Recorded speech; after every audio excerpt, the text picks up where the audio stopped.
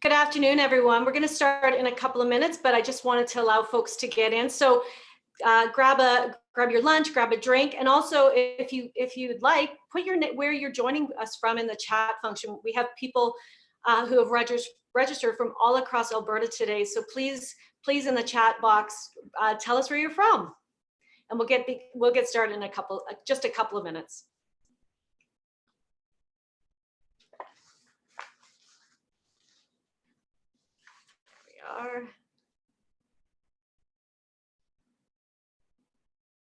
Okay, looks good. We've got a lot of folks that are streaming in.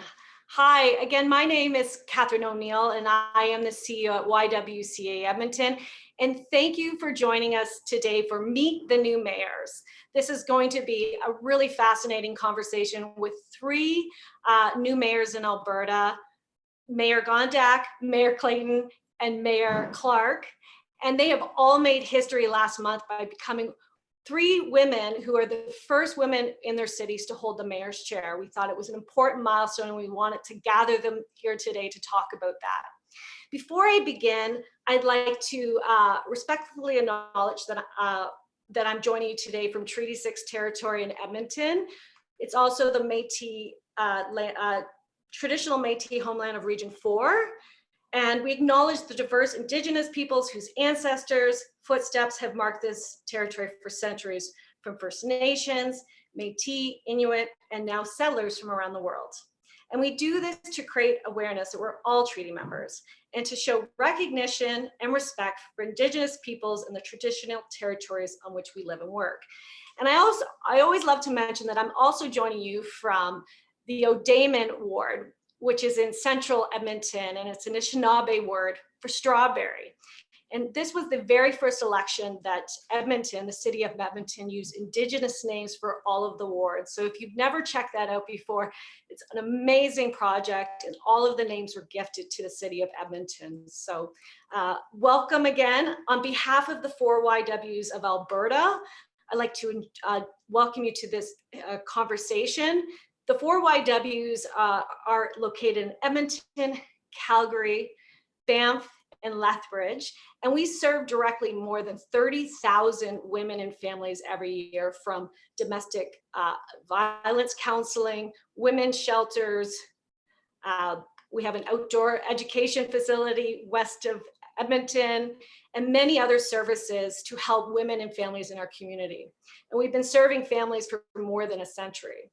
We also indirectly serve thousands of women in our province with the advocacy work we do on everything from affordable childcare to ending gender-based violence, to also creating more pathways for women in politics.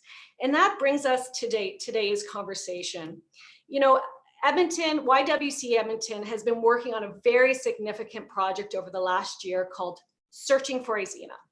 And it was a way to commemorate the 100th anniversary this year of the very first woman being elected in Edmonton. And her name was Izena Ross. And we've done a ton of work on the ground to not only research her history, but the history of all of the women who have served at City Hall and all of the women who didn't serve at City Hall, women who ran but didn't win, and the work that they did to try to create a better city.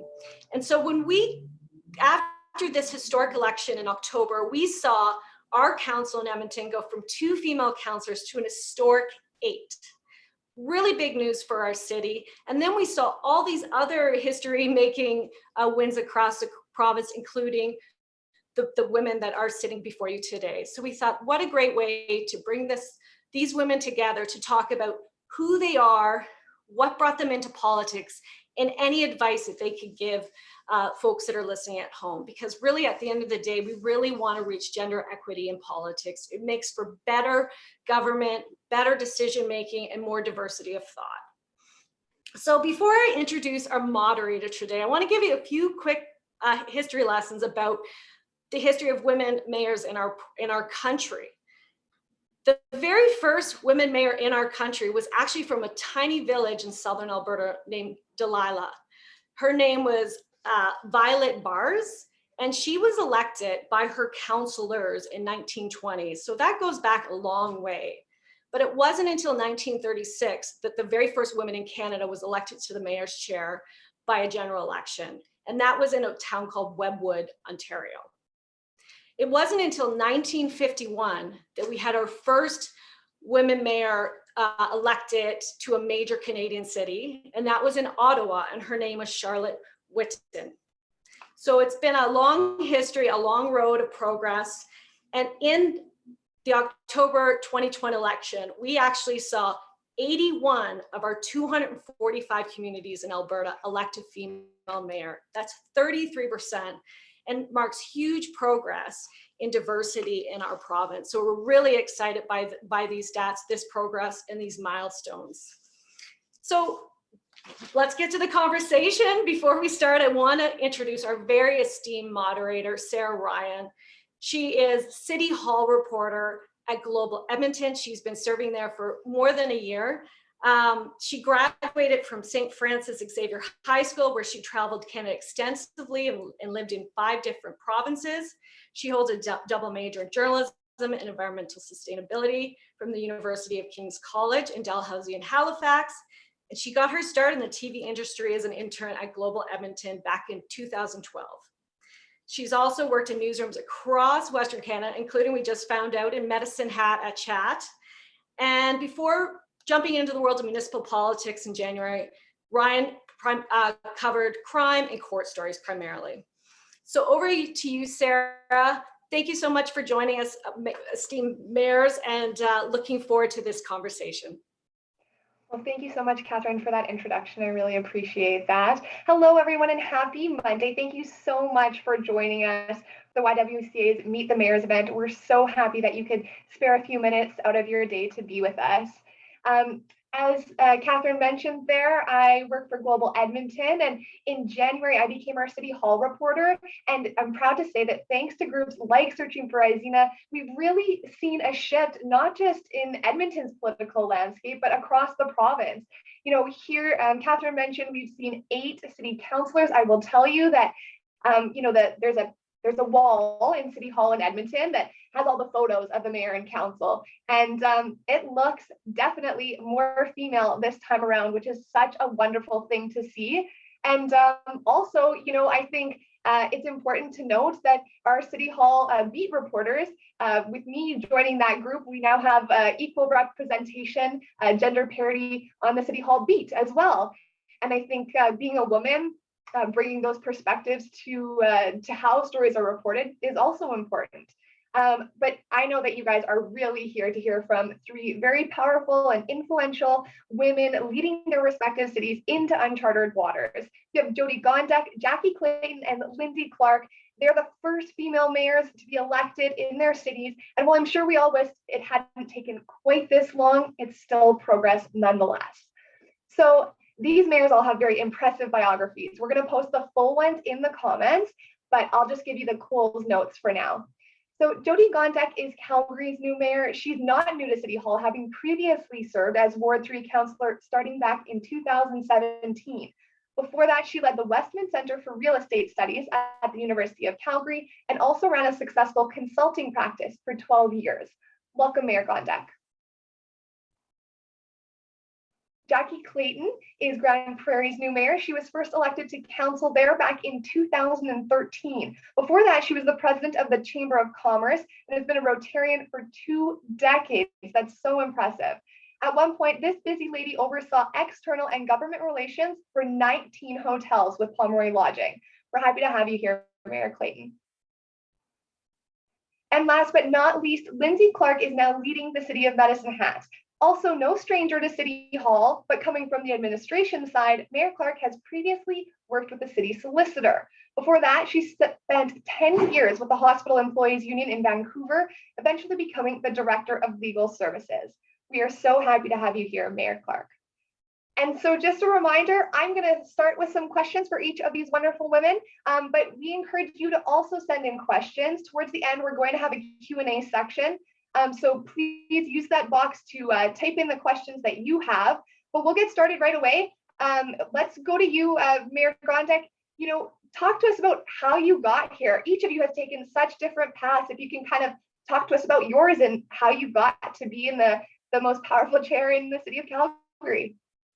Well, thanks so much, Sarah. It was kind of a strange and winding path that got me here.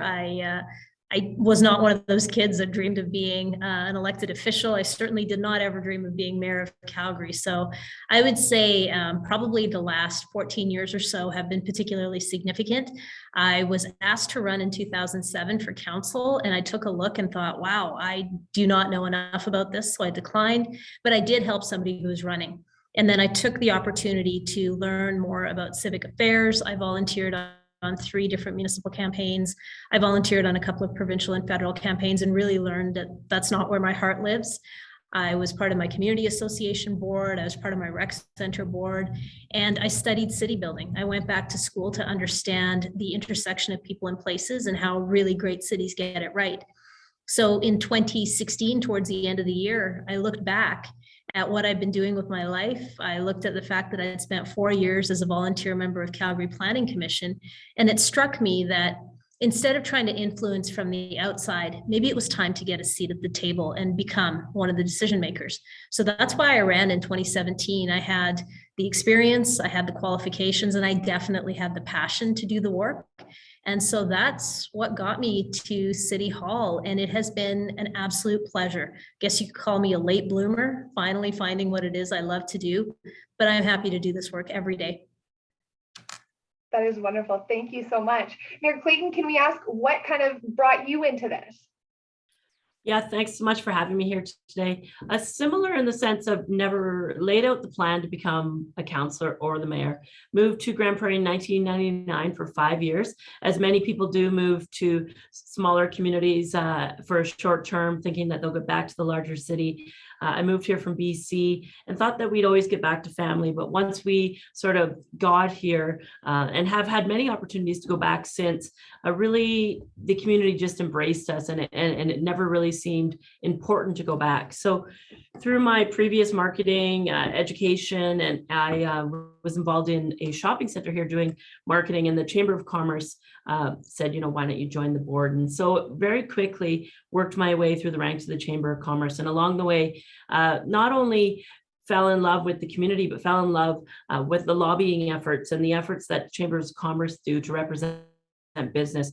Business is a passion of mine, and sometimes seasoned politicians will tell you, although business is important in government, they're not the same. And so for me, I struggled in the sense of, why can't government be run like a business? So for many years, I love to bring a business approach to government, and now recognize the fact that the biggest part of that is listening to business and integrating it into a successful government. So served on my chamber, and at that point, I was the second female in the 90-year history of the Chamber of Commerce.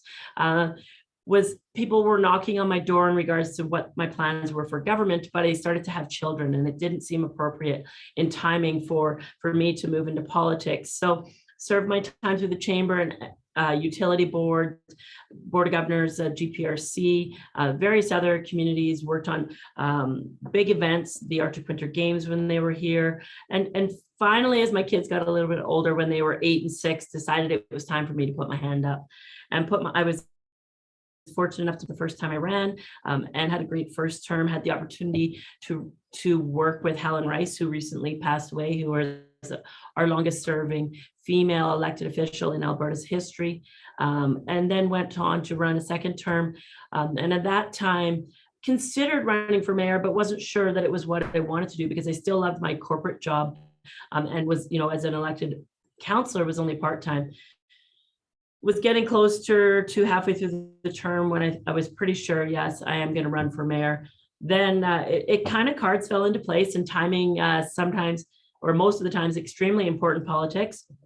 This time it worked for me in the sense that when I had a discussion with a previous mayor, Bill Given, he had mentioned that he wasn't going to run again, and he may not even finish the term. That posed a great opportunity for me, as my council appointed me interim mayor in January of this year, which truly gave me an opportunity to trial run it, which I know isn't common, but it gave me a typically, somebody who wasn't interested in running for mayor should put their hand up. But my council felt that in the not unnormal times that we are in, there was nothing normal about it.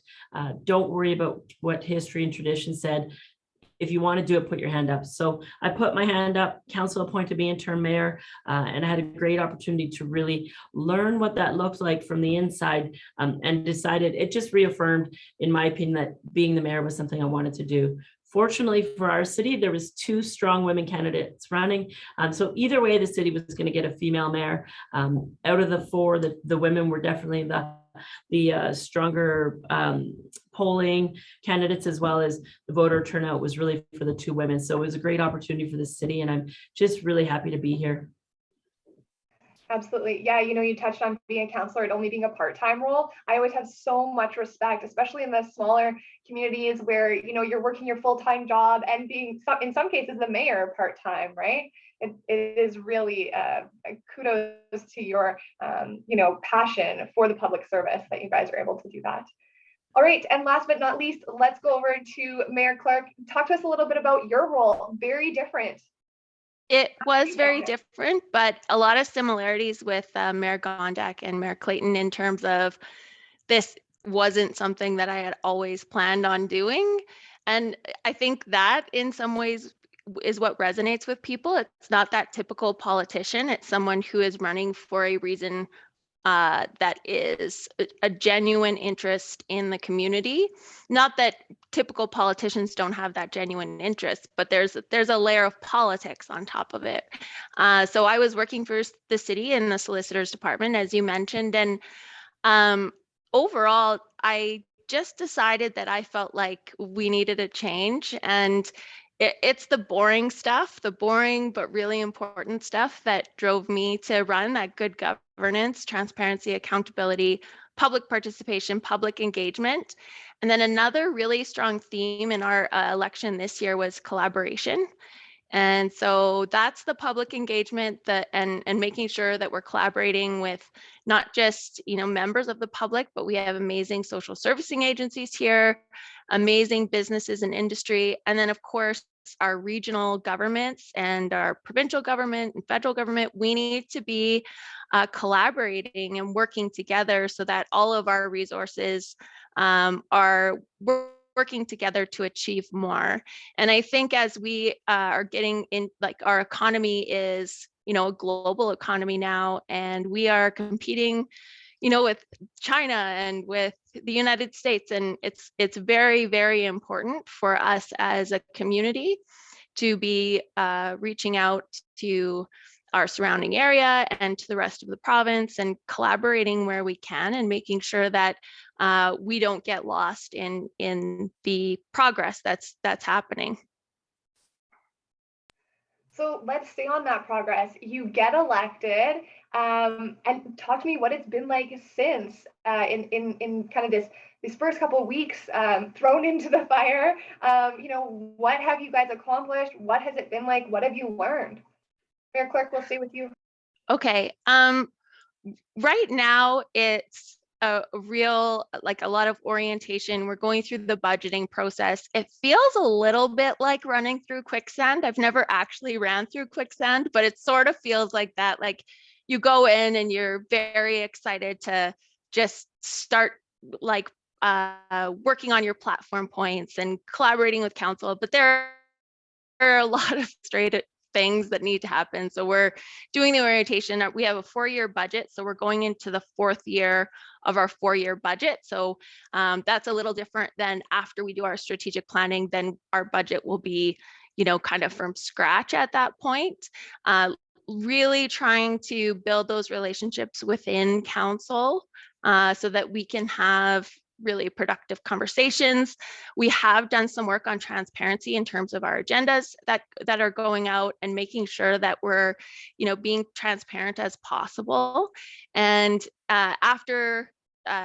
so right now we're kind of kicking off our strategic planning, which is going to be a few months process, but that's really when we're going to get the meat of why all of us ran and get to start being really imaginative and thinking outside the box, because when you look at who got elected in Medicine Hat and the province, we have 7 new people out of 9 on council. So if that's not a message from the public that we need change, I don't know what is.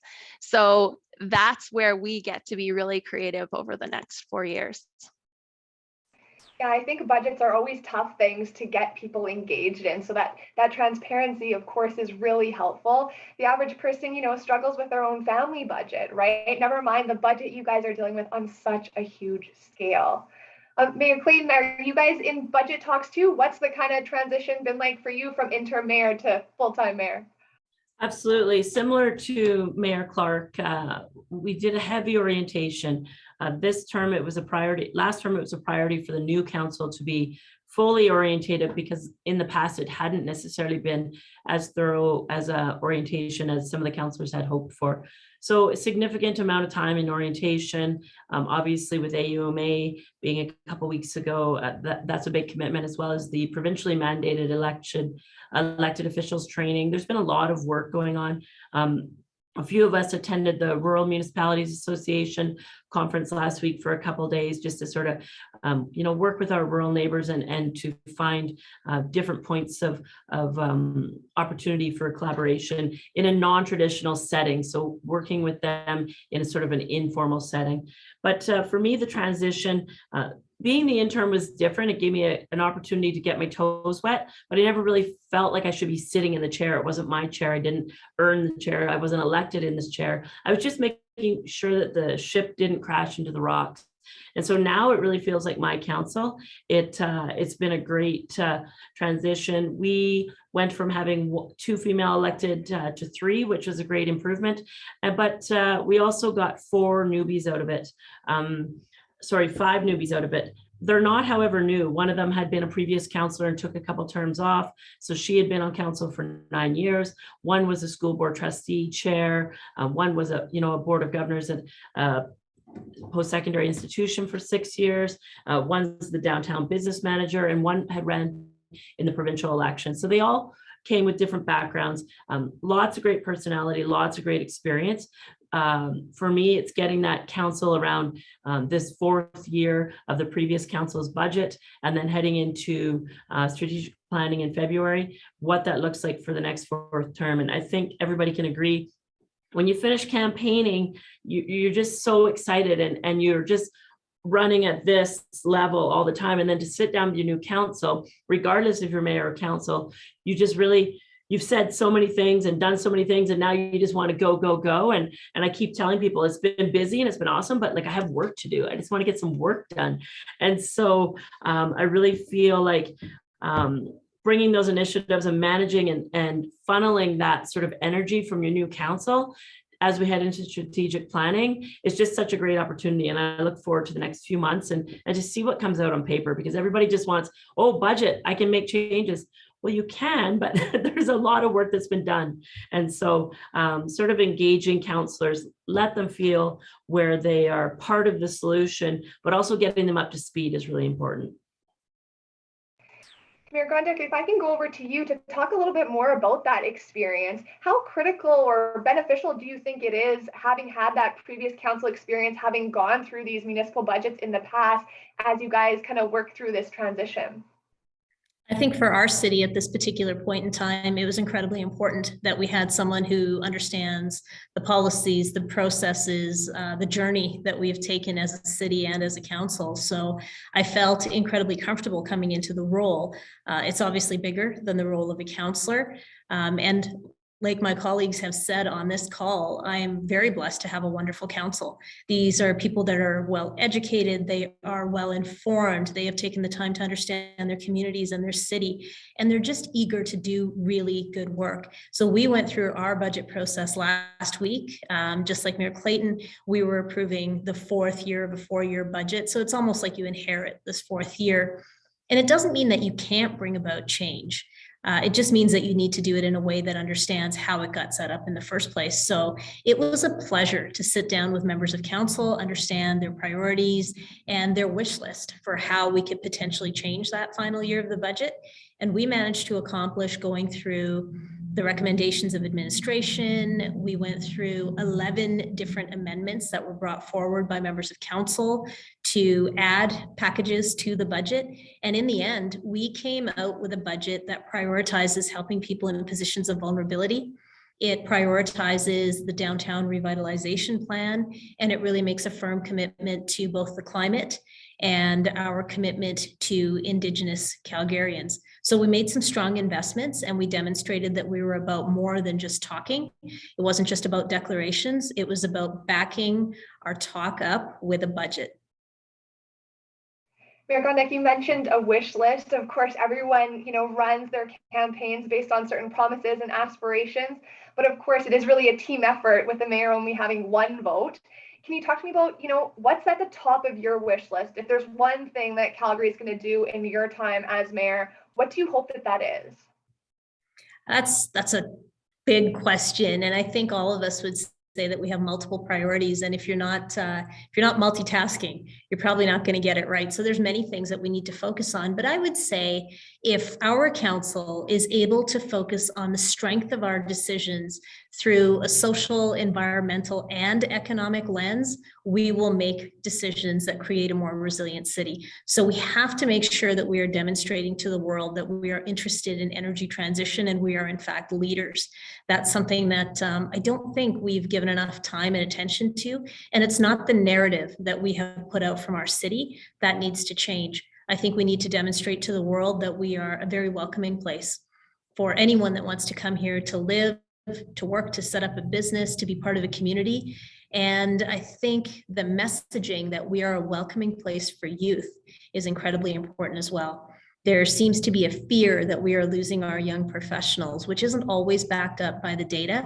But I have to say that when you talk to young people who are in roles like working on carbon removal accelerators or working in the energy transition or finding tech solutions to help people who are in positions of homelessness, they feel like they're doing important work and they feel like they can do that in this city. So as a council, we have to make sure that we're providing the supports for all of our partners who will get us into recovery mode. Absolutely.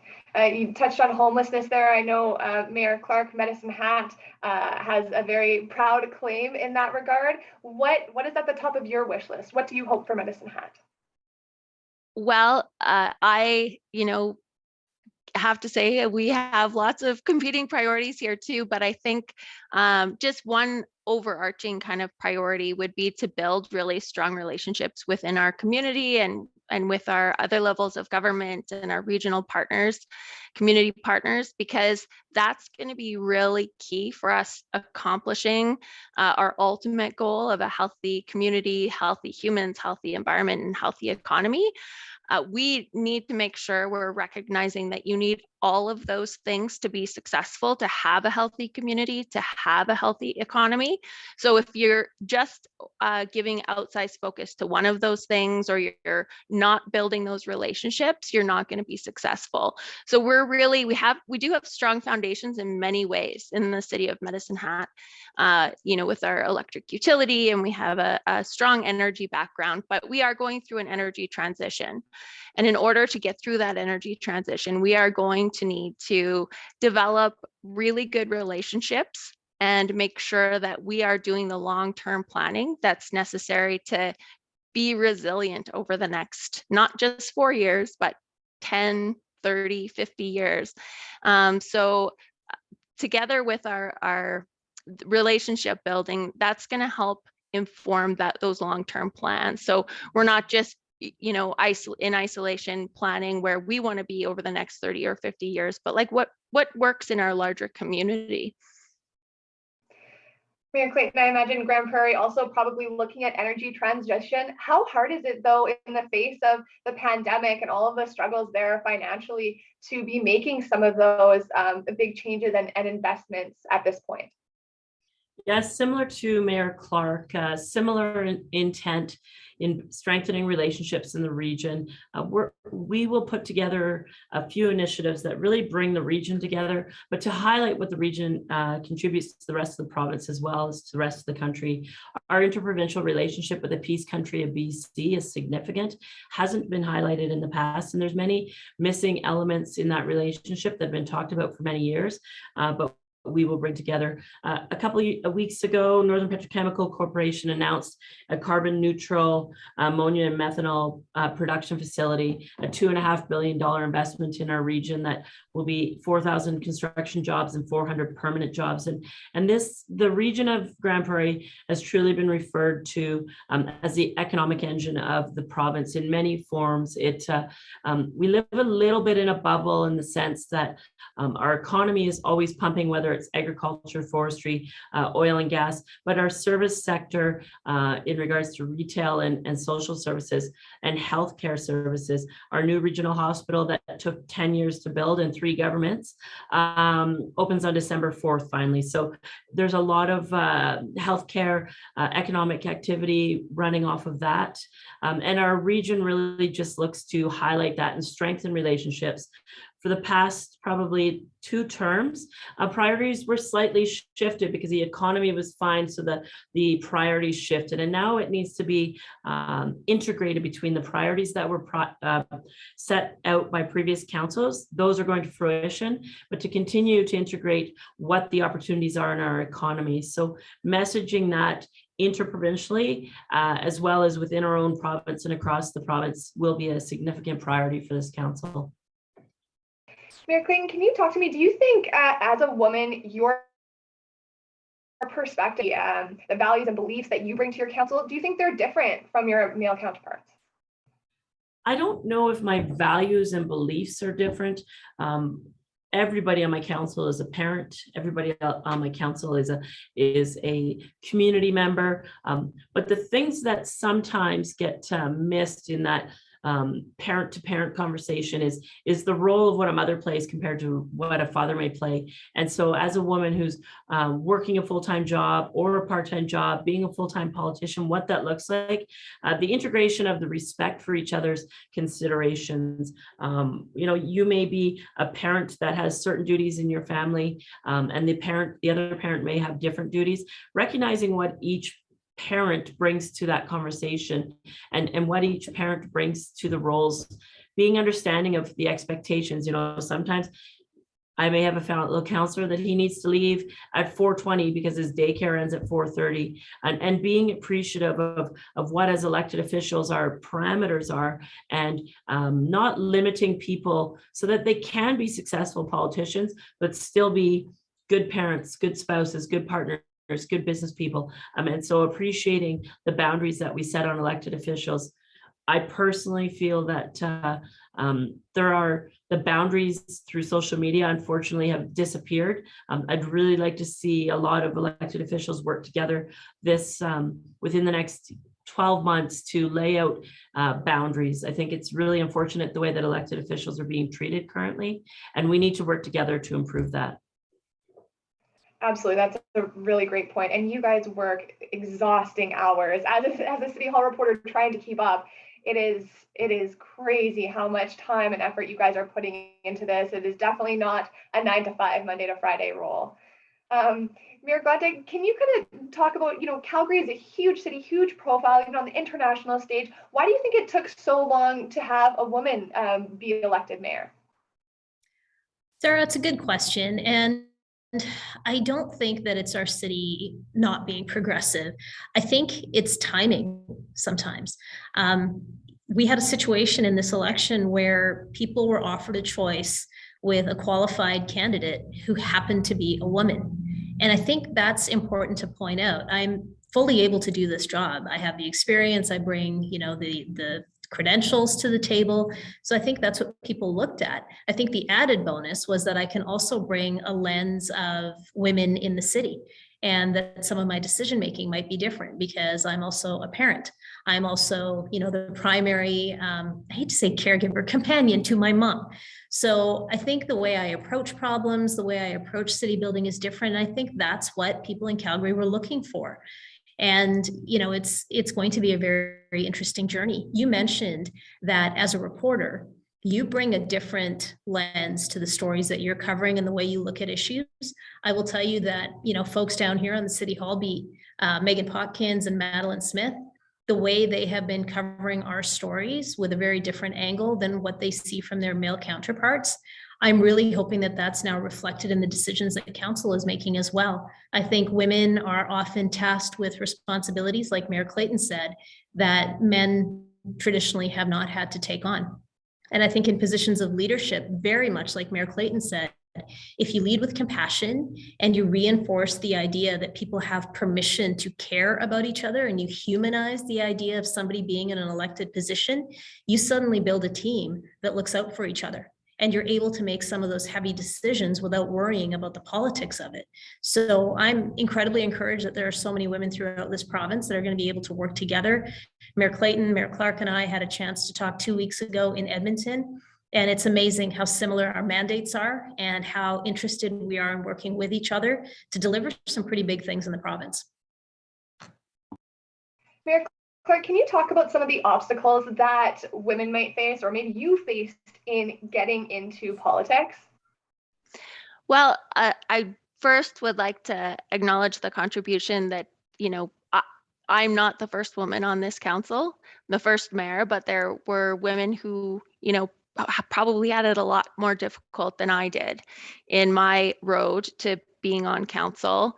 And then, of course, there's been a lot of groups working towards removing some of those barriers and making it focusing on getting women elected and having women be interested in running for politics. I think one of the scariest things is that, the social media or, some of the things that you see are said about women candidates and women politicians that are just, I'm a human being, and those things can be very hurtful, especially when they're personal in nature. You can come at my policies all you want, but when it's more personal in nature, that's the really tough part that I think is discouraging for a lot of women. But a lot of work has been done to remove some of those barriers, and I wonder if we're at kind of a tipping point, or I'm hopeful we're maybe at a tipping point, because it's fascinating to me in Medicine Hat how many super qualified women ran this time.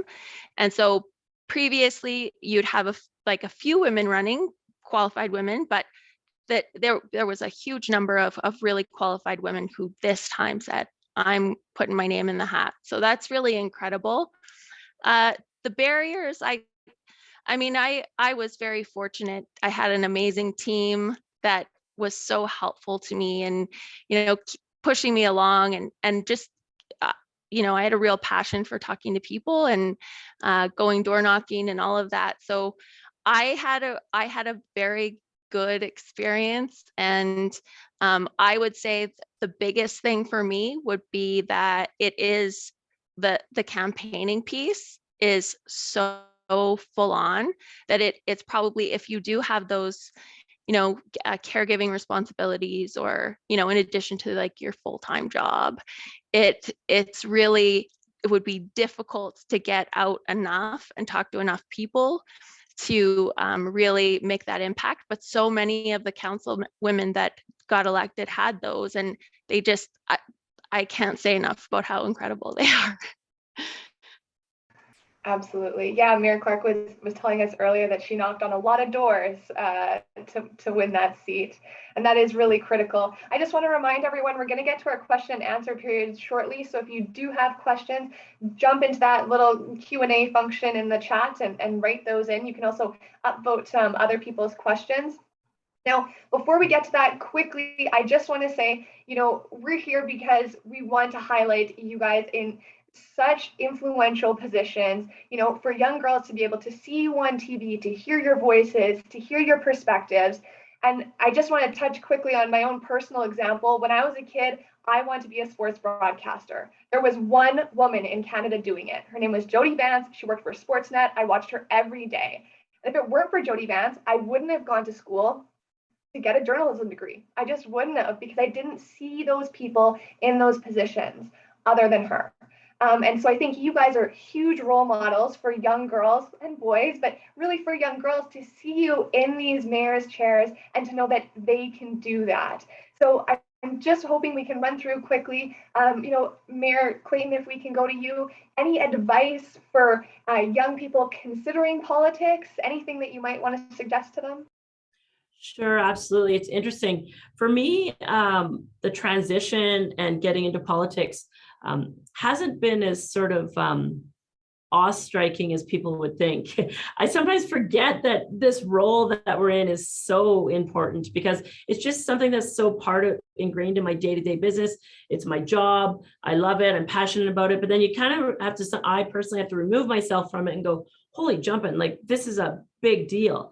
And so, it's not really, I don't want people that are, and women that are interested in getting in politics to get startled by that, because really, in some ways, it's just another step of a community committee that you might already be on, or a nonprofit board that you might already be on. You're just dealing with different business and different day-to-day policies and different procedures, but you really can get involved at a grassroots level, whether it's, putting your hand up on a municipal community committee, the library board, the rec committee, the different organizations that all of our municipalities have. Get involved at a grassroots level there. I do think a big part of it is if you can support somebody and help somebody with a campaign, whether that be a municipal campaign, a school board trustee campaign, a provincial campaign, a federal campaign, just to see really what's happening and how the wheels spin, because volunteering on a campaign is essential, in my opinion, for being part of a strong campaign. As mentioned earlier, campaigns are long and tiring and hard, and you don't sleep a lot and you're on fire all the time, and you run into a roadblock and you turn the other way. So there's lots of pivot that happens, but it's really at a grassroots. Put your hand up, get involved in the community. I always say that, especially in rural communities such as the city of Grande Prairie, as much as you give to your municipality, your city will give back to you. There's always the rumor of the same 10 people do everything in every city. And that may be true, but I really found that those same 10 people, because I was willing to put my hand up and do the work, they embraced me. And from there, I was able to, get into the Chamber of Commerce worlds and the nonprofit worlds and the political world. So getting involved and just find your passion piece, whether if it's arts and culture, if it's library boards, if it's recreation, whatever that is, just get involved in your community. And that's the first step, in my opinion. Thank you so much for that. Mayor Gondek, we'll go to the Q&A now, if that works. It's a similar question. What is a piece of advice that you would give your younger self? Oh, just breathe and believe in yourself, and don't get frustrated if people don't listen to you the first time around. I tended to do that a lot in my 20s. I was sort of well, what if we did it this way? What if we tried this? And, people don't like that, apparently. They want you to ask less questions, and they want you to just calm down when you're asking those questions. And I was just very eager to be doing things differently. So the advice I would give to my young self is just be and trust in yourself. It took me a very long time to understand that it's okay to say that I'm smart. It's okay to say that I'm qualified. It's absolutely our right to put that message out to the world. We don't always have to keep those things inside. You don't have to be afraid to tell the world that you're capable. And I think as women, sometimes that's how we are raised by society, just to be, quiet. And I don't think we can do that anymore. We have too much to offer. And so while I would tell myself to be a bit more patient, it's really that believing in yourself, that you have something to give and it will get recognized. There's just sometimes things happen at a particular time, and it may not be the time that you want it to happen. That is wonderful advice. Thank you. We'll turn this one over to Mayor Clark. You have a relatively new council down there. Jyoti is asking, what do you do? How do you plan on fostering a culture of respect and managing conflict within your council? That's a great question. Part of it is that relationship building, making sure that everyone forms a relationship of trust so that you do feel comfortable telling it like it is, having those really constructive it's conflict, but it's just disagreeing with each other so that we're each challenged to defend our own positions, and we're comfortable asking someone else to defend their position. And ultimately, like, as a council, we're responsible for challenging each other on what positions we're holding, and that's okay. But we have to all trust each other that we're coming from a place of positive conflict, instead of, you know, trying to embarrass someone or trying to get in that sick zinger that is going to get us in the news or whatever else. It is really relationships. And then on top of relationships, there's just some really easy things to do to promote good discussion and positive conflict. And listening is a big one, and genuinely seeking to understand the position of the other people on council. And so part of that is just, you know, being able to gently call someone out, like, I don't feel like you're really trying to understand what I'm saying, or those types of things, that as we grow as a council and we get, you know, more of a bond between us, and I think that trust, again, those things will just occur naturally. Not naturally, but if we keep managing it and we keep pushing and we recognize this is where we want to be, I think it'll grow. Not, I guess natural wasn't the right word, but it will grow. Mayor Clayton, we'll take another one. This one's got a lot of upvotes from our viewers. There seem to be many policy issues still viewed as women's issues, when in fact they impact everyone, like childcare. So how do we shift the rhetoric of women's issues to the broader public while still acknowledging that women face disproportionate barriers? Yeah, absolutely. Identifying the fact that women representation is the issue there. Parenting issues, daycare issues, we continually frame those that they seem to be women's issues. But the big part for me is that it's getting people engaged in politics overall. There's a lack of engagement, a lot of apathy, especially in I find in sort of more rural settings out of the two big cities. The apathy runs wild. And so getting people involved so that they understand that women's issues aren't just for women. The issues that women have are typically issues that everybody's dealing with. But having a fair representation of women on councils, on committees, on boards will help address those issues from a different perspective.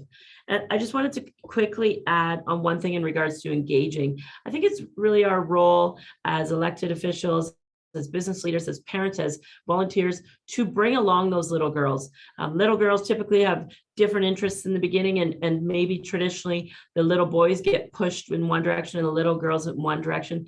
Bring little girls out to committee meetings, bring them to an election forum. Granted, it's not a long one because they may get bored quite easily, but bring your youth out, get your youth engaged.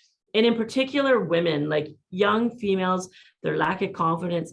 If you can hold their hand as an elected official, as a business leader, as a community volunteer, just so that they understand how easy it is to get involved, I think we'll see more young women get involved. Well said. Mayor Gondek, I'll go to you for this one. You talked about having a seat at the table. One of the questions says, how will you extend collaboration and compassion to other groups that have yet to have a seat at the table, including Indigenous, LGBTQ+, and other minority groups when you're making decisions? That's a really good question, and it's an important one, especially in the times that we're in. If we're not serving the whole city and our entire citizenry, we're not doing our jobs effectively. And, groups that have typically been marginalized deserve to be heard. And so one of the things that I've done in early days is made sure that I've been able to assemble sectors to come together, whether it's the arts and culture sector, or it's the housing sector, or those groups that are dealing with people in positions of vulnerability. I asked them to come and tell me what their priorities are for the city and what could city council do to help them. And it's through that route that you are able to hear voices of people who have typically been marginalized. And it's also by making sure that you are very thoughtfully appointing people to boards, committees, and commissions. So we have, over 100 different boards, committees, and commissions that we appoint people to. And traditionally it was sort of oh, I know someone who would be good type of process. And then it became one where you put applications forward. And now it's one where we try to interview people. And I think it's that actual personal contact where someone challenges your traditional way of thinking or asks you to consider something that you haven't, that allows you to strengthen those bodies that end up informing council. So I would say that you have to make sure you're getting out there and talking to the groups that are comprised of or representative of the LGBTQ2S plus community, the Indigenous community, various ethnically marginalized communities. You just have to listen. You have to listen and be prepared to make space at the table. And I will say one more thing.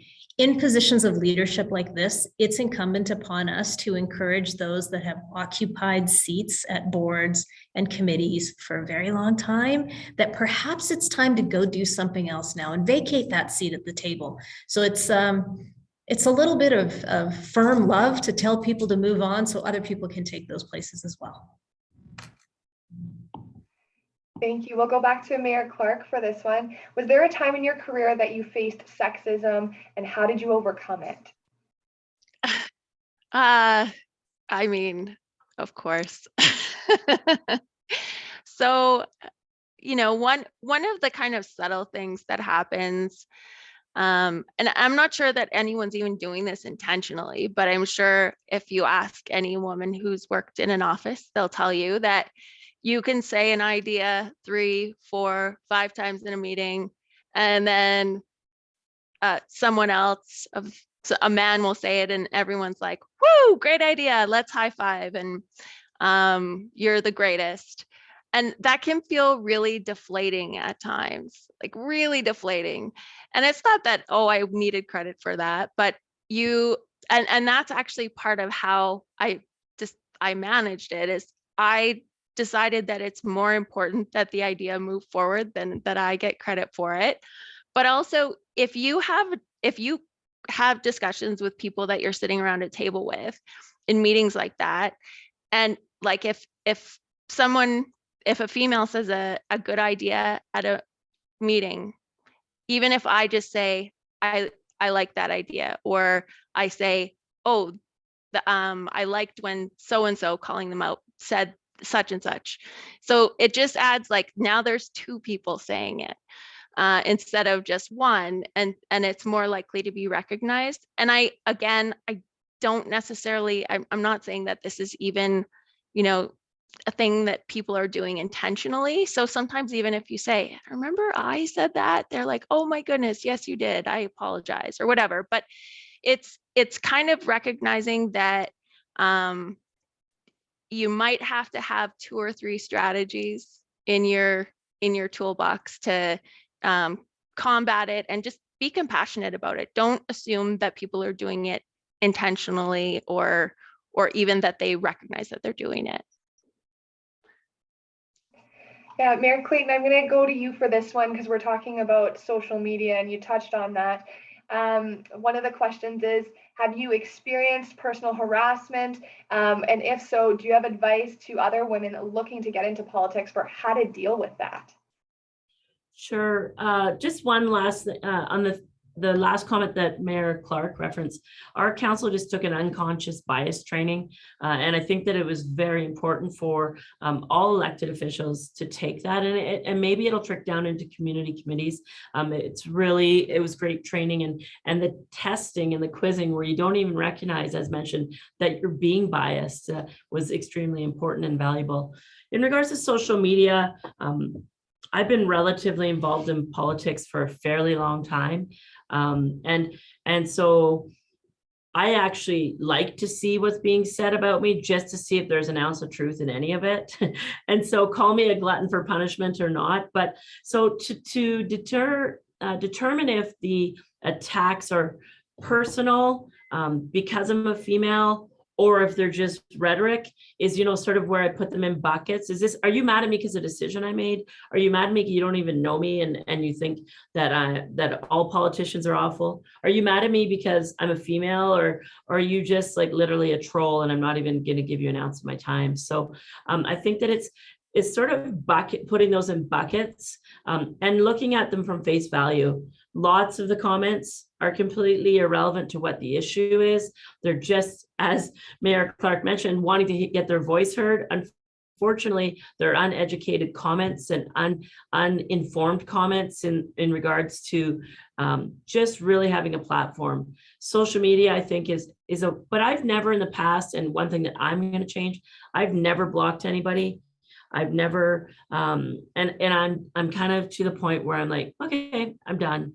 Like, and I'm going to start blocking people. I think that should be perfectly acceptable for people to block people. If you don't like someone's decision, that's fine. But if you're disrespectful or berating them or making attacks or mentioning their personal families, their personal lives, instances like that, it's completely unacceptable. And we need to support each other as elected officials, support each other as community members when those people go over the line, because it's not acceptable. We're never going to build stronger communities and build, you know, really the strength within our communities socially if we don't stand up to those people that just won't stop.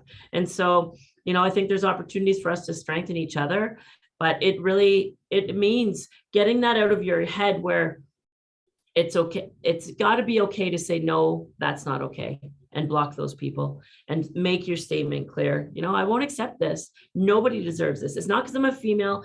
And yes, your taxpayers dollars are paying my wage, but I still am a human being at the end of the day. I don't deserve to be treated that way. I have learned that myself recently because, believe it or not, us journalists also get that online hate. We'll go to Mayor Gondek here. You guys have been wonderful. Thank you so much. I'm sorry, everyone here has been wonderful. Thank you to those calling that out. I need to work on that as well. Mayor Gondek, what role do you see men playing in supporting women in politics? I think men supporting women in politics is the same as how women have supported men in politics over the years. We need to support each other. I'd like to say, let's just not worry about the gender of the person that's trying to do a good job, but unfortunately we're not there yet. We do need to consider it. And I think when we bring up important issues, they can't be women's issues, right? That's what everyone has been talking about. It's not fair to label them as women's issues and then expect women to be the ones who fix everything. So I think what I would ask for from my male colleagues is bring some stuff forward that would traditionally be a women's issue. I know, I've got colleagues on council. Councillor Kara is a really good example, was absolutely happy to bring forward what were deemed women's issues: parental leave, the need for period products in public spaces. He's not afraid of that stuff. And I think more men have to be willing to do that. So that's what I'm looking for. Be an ally. Talk about the things that may feel uncomfortable, but you'll soon find out that we'll be right there with you to talk about those things. So I think men and women both have a responsibility to bring forward things that we haven't talked about. Things like, bereavement policies after a miscarriage. We don't talk about that. We hide that away. Let's talk about the fact that a lot of women who get elected are older and we're going through things like menopause. And that messes up your mental health. There's no policies around that. There's really not a lot of healthcare policies around that. So let's talk about the things that we've kept hidden, and our men need to be with us in having those discussions. Thank you so much, Mayor Grande, Mayor Clayton, Mayor Clark. Thank you so much. We really appreciate your time and your perspectives and sharing that with us. I'm going to hand things over to Catherine now to wrap up. Well, thank you so much. On behalf of the 4 YWs of Alberta, so Edmonton, Calgary, Lethbridge, and Banff, we want to thank you, Sarah, for moderating this conversation and for all of your work at City Hall in Edmonton. I also want to thank Mayor Gondek, Mayor Clayton, Mayor Clark for your wisdom, your passion, and most of all, your public service. I honor that so much. It is a big deal to serve your community, and particularly at the levels that you do. And so we really want to thank you for your work and wish you all the best in your term. That's it for today. Thank you at home for joining us. These conversations we're so excited to be able to host these conversations. I hope you've been inspired. I hope you've thought about certain things that you might not have thought about before you enter today's conversation. And most of all, I hope you get involved. I think it takes a community serving a community to change things and to reach gender equity and choice and opportunity and equality for all. So again, thank you. If you want more information about the YWCAs of Alberta, head to our websites. And also, I really hope that you head to searchingforizena.com. Our year-long campaign is about to wrap up in December. There's been a podcast, lots of other speaker series, and there's a lot more information there for you to find. So again, thanks for tuning in today and have a great day.